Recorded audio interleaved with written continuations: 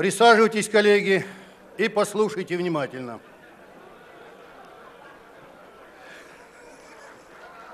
Молодцы. Уважаемые депутаты, в 1696 году, в этот день, 20 октября, не окайте, Петр I подписал указ «Быть морским судам». Поприветствуйте. И мне от имени фракции поручено, от фракции КПРФ поручено сделать заявление, что мы категорически не согласны с решением Министерства обороны Сердюковым и командованием Военно-морского флота России об исключении из списка кораблей Военно-морского флота крейсера «Аврора» и ликвидации его экипажа.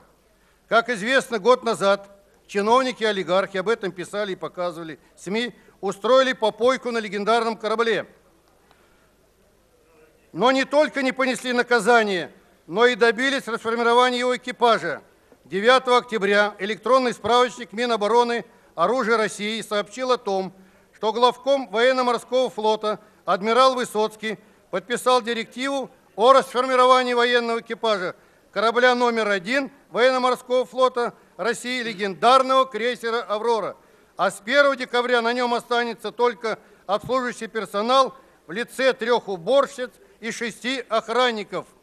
Кто не знает, а может быть и забыли, напомню, это чудовищное решение по своим последствиям принято накануне 93-й годовщины Великого Октября, в год Великой Победы 65-й годовщины советского народа над фашистской Германией и 110-й годовщины со дня спуска «Авроры» на воду.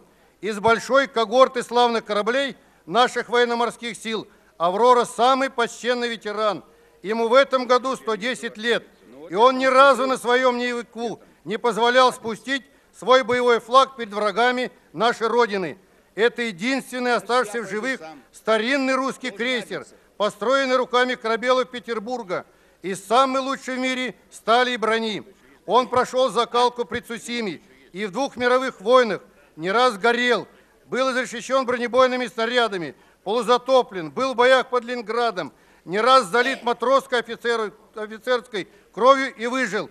Вопреки всему, морякам «Авроры» выпало участвовать почти во всех гражданских смутах и конфликтах 20-го столетия. И тем не менее, не пасть лицом перед простым народом, войти навечно в русскую историю.